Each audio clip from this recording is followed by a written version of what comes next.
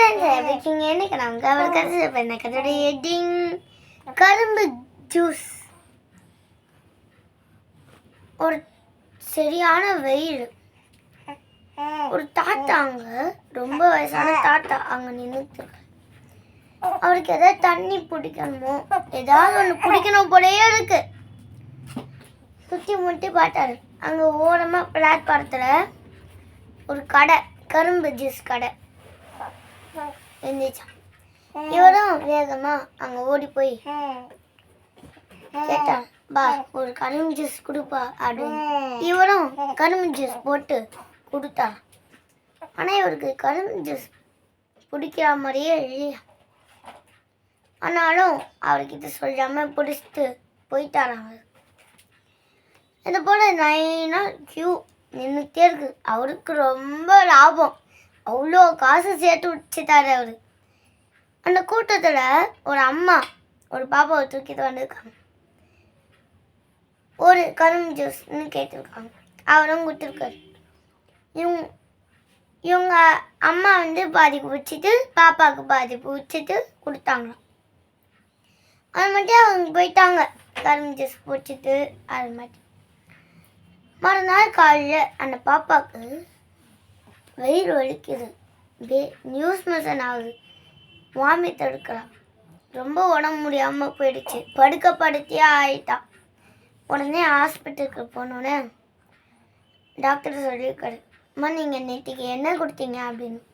காலையில் டிஃபன் கொடுத்துட்டேன், அப்புறமேட்டி மதியானம் ஒரு வெயில் அடிக்குதுன்னு பக்கத்தில் இந்த கரும்பு ஜூஸ் கடையில் போய் கரும்பு வாங்கி கொடுத்தேன் அப்படின்னு சொன்னாங்க. அந்த கரும்பு ஜூஸ் கடை எங்கே இருந்துச்சுன்னு கேட்டிருக்காரு.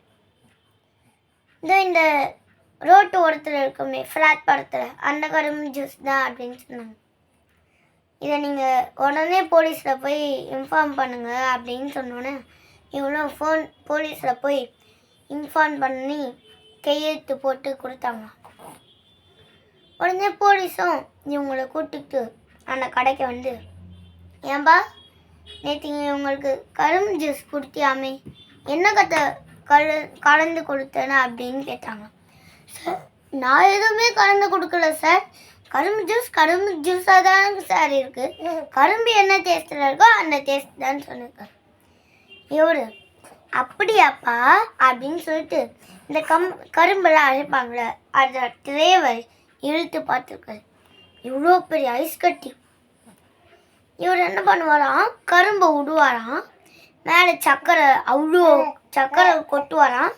இந்த கரும்பு ஜூஸ் வராது, இந்த ஐஸ் அவ்வளோ தண்ணியும் சக்கரை தண்ணி மட்டும் வருமா உருகி. இதை போல் பார்த்துட்டு அவரை அரெஸ்ட் பண்ணிட்டாங்க. நீ இனிமேல் இந்த தொழிலை பண்ணக்கூடாது, அரெஸ்ட் பண்ணிட்டு போயிட்டாங்க.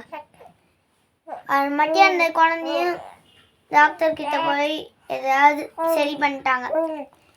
இந்த கதையிலேருந்து நம்மளுக்கு என்ன தெரியுதுன்னா, கரும்பு விற்கிறவங்களே ஏன் அதை போல அவ்வளோ ஐஸ் கட்டி அவ்வளோ சக்கரை தான் போட்டு வந்துறீங்க.